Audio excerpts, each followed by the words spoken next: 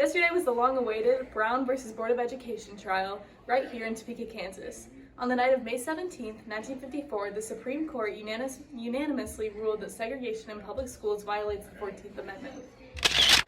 Thanks, Julia. Now that we know what's going on, would you mind telling us more about what led up to this event, Levi? Sure. Before the Brown v. Board of Education in 1896, the Supreme Court ruled in Plessy v. Ferguson that racial segregation was legal as long as it was equal, meaning that blacks and whites had designated public facilities. And how did that work? Well, the new laws meant that African Americans had to go to different schools, use different buses, water fountains, and bathrooms than white. But not everything was equal, like the government said it would be. This led to backlash and the rise of a new organization like NAACP, the National Association for the Advancement of Colored People, which worked hard to challenge segregation laws.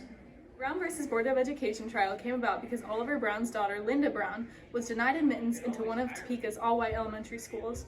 Brown claimed that the schools for black children did not have equal education, which violated the Equal Protection Clause of the 14th Amendment.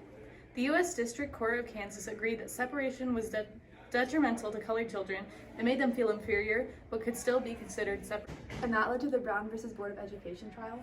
Yeah, like I mentioned earlier, schools were segregated and unequal, often leaving African Americans undereducated. Which is why the Brown versus Board of Education trial took place. Exactly. During the trial, the court decided that separate but equal had no place in education, and the schools for colored children were inherently unequal. So now that the Supreme Court has given its verdict, stating that segregated schools will be integrated, how is this going to affect our future? This is a huge development for our society. Stopping segregation and living life altogether is not going to be easy, though. Even with laws in place, it does not guarantee that everyone is going to be able, and there will probably be conflicts because of it. This being said, this ruling is the first step in the right direction for everyone to be treated equally.